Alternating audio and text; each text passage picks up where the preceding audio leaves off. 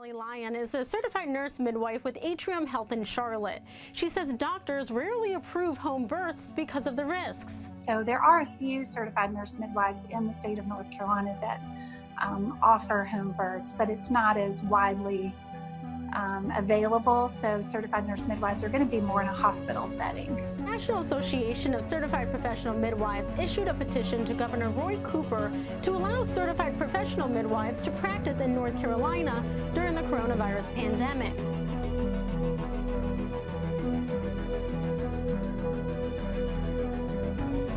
Welcome to my channel, or welcome back. I hope that everyone enjoyed their holiday season. If you celebrate, to those who celebrate the new year, Happy New Year, and I hope that all of you are staying safe and healthy in the best ways that you can right now. Before I get into this video, I wanted to share my sponsorship with Everblack Coffee. Everblack Coffee is a small local coffee business with a different taste. If you're a coffee lover, this dark brew might be your thing. I personally love cold brew and use dark brew in my French press. This has a unique taste of its own that meets all of my hot coffee needs. They are on Facebook, Instagram, and have their website. Stay tuned for a possible new flavor and check them out in my description below. A lot has been going on during this pandemic, and I want to continue to share births. We learn from all birth stories, especially now during this time. The birth that I'll be sharing today is an HBAC, which means home birth after cesarean. This is not this birther's first home birth after her cesarean. This birther's name is Tiffany. This was Tiffany's third home birth and fourth VBAC. Her first birth was a cesarean, and then her second, she gave birth to her baby on a birth center exam room table, which was so cool, and I shared that video before. I've also shared her home birth and cesarean birth experience before. Tiffany gave birth during the summer of this pandemic, which was pretty much the start of everything. Daily lives have had to change so dramatically. I know it's hard, but it's necessary. In the last few weeks, I've taken significant statewide actions to slow the spread of the virus. I was actually 7 months pregnant when the kids got out of school in March because it all started, and then we went on lockdown, really strict by the time I gave birth. Tiffany chose home birth this time, as she has in the past, and deciding on home birth during a pandemic, it was no different to her. Home birth was a great option for me, not only because of the pandemic, because I wouldn't have been able to have, my doula, let alone both my doulas there, or my husband, or my birth photographer, or my two midwives, and then they switched out and had another midwife and everything else, and my kids couldn't have been there. I'm quite sure if I would have been at the hospital with everything that would have happened, despite the fact that, the practice that I'd use for parallel care are really great, I don't think that I would have ended up with another vaginal birth. I probably would have ended up with a C-section, just due to the fact of how long everything was taking and how tired I was and how things ended up going with me going, 10 to 7 and then back to 10. People already choose home birth to be in their own environment and to kind of set their own rules around their birth to limit unnecessary interventions. Being at home, you can really choose who you invite into your space. We've seen an increase in the need for home birth midwives during this pandemic, and a lot of people are choosing out of hospital care. Whether it's due to maybe only being allowed one support person in the birth room, some people may also be choosing to give birth out of the hospital due to the virus itself and not wanting to contract it. When you're in your own home, your baby is only exposed to the germs of your own house and your own family. I just feel like pregnant people and birthing people have lost a lot during this pandemic, and it's a difficult time, and I know we're sick of hearing that.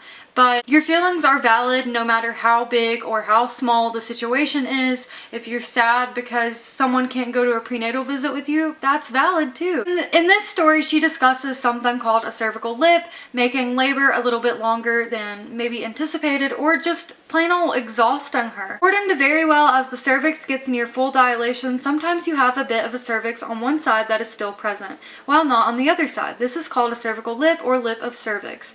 This is most commonly an anterior lip, which is thought to happen when the cervix gets caught between the pelvis and the baby's head. Some folks who have experienced cervical lips before might be a little bit nervous about that happening again.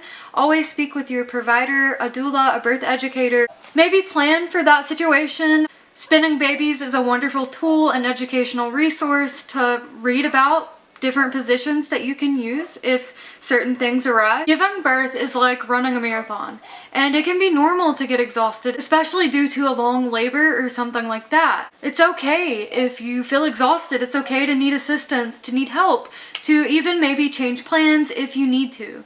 I didn't experience any false or predominant labor for once, which is really unusual because since with all of my pregnancies, normally I get close to the end and I start having predominant labor or false labor. And with this one, I didn't at all, which was really odd and not normal for me. And even one of my doulas commented on that, about how it was really weird.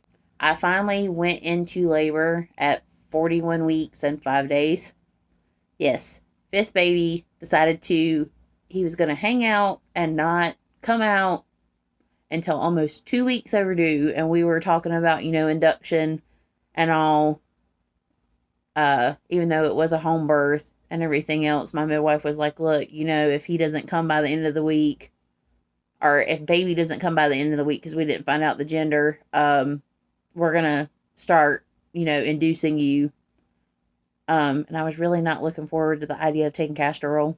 I was in labor. I started having contractions at 6:15, May 5th.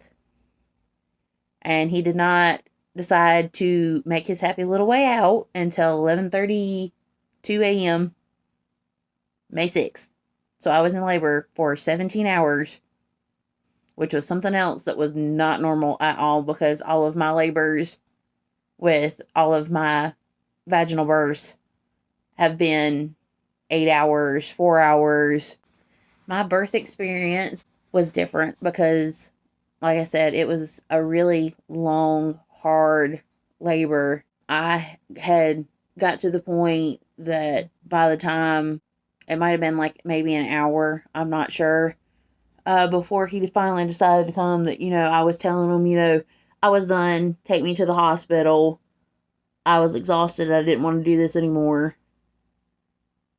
I actually cried to my doula, Spencer, at the time, that, I couldn't do this.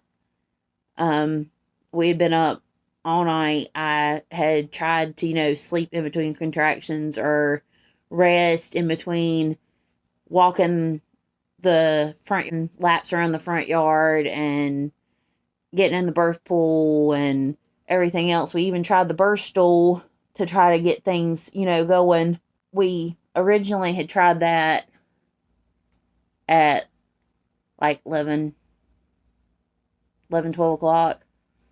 And I had went ahead and told my midwife, go ahead and try to break my water, because she told me that I was at a 10. And I was like, well, let's break my water and let's see if we can get this baby to come out.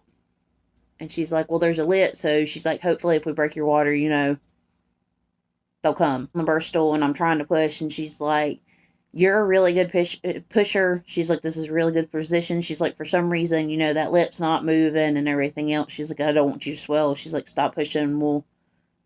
We'll try something else. She's like, you can lay down and rest for a little bit. And that frustrated me, because I was like, okay, I'm done.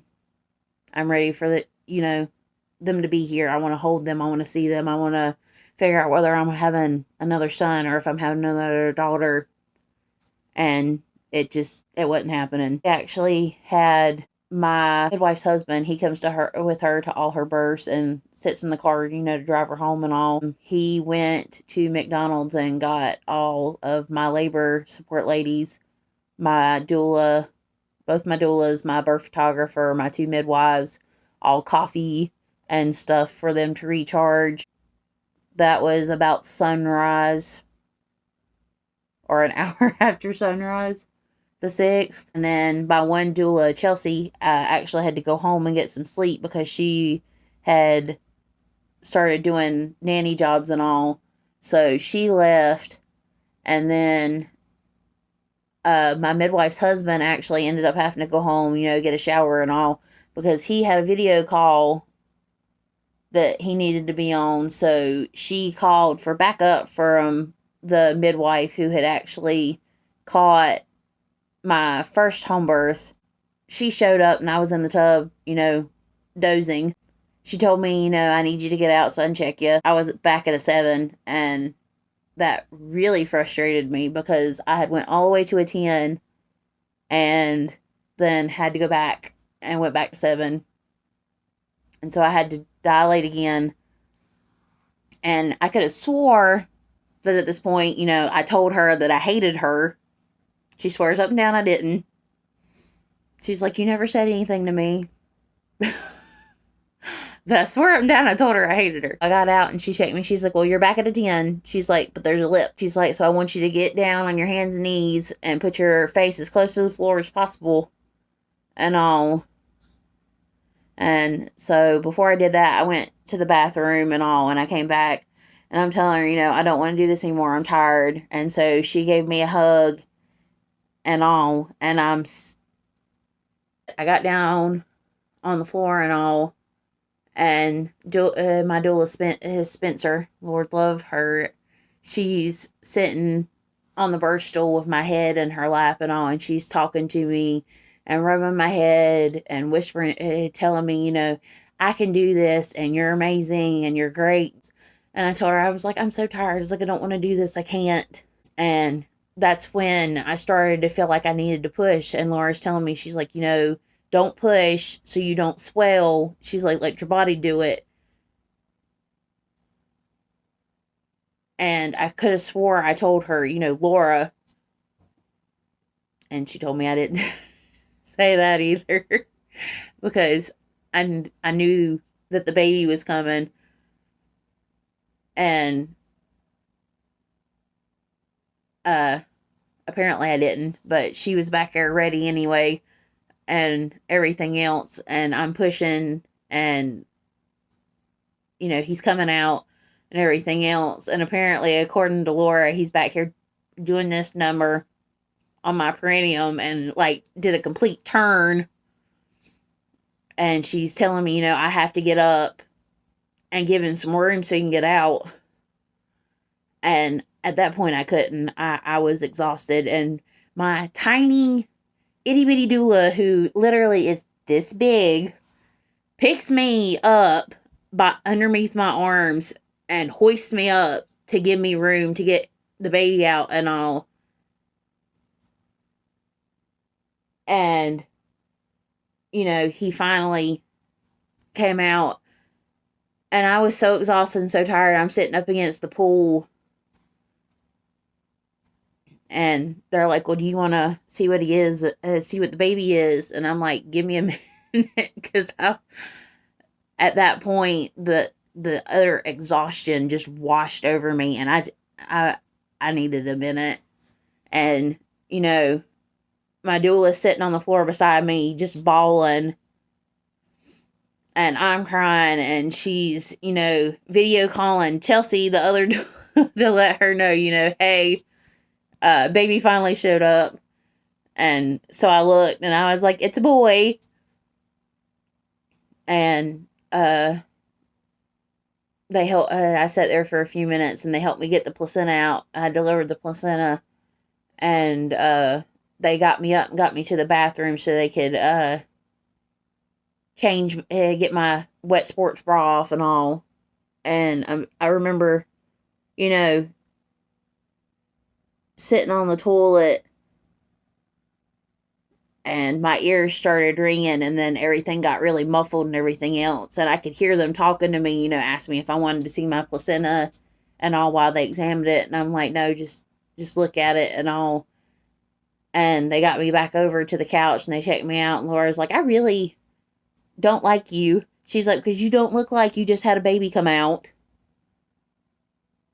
And so I laughed and all. And they're feeding me breakfast. And then they go to weigh him. And lo and behold, I have a 10-pound, 4-ounce baby boy.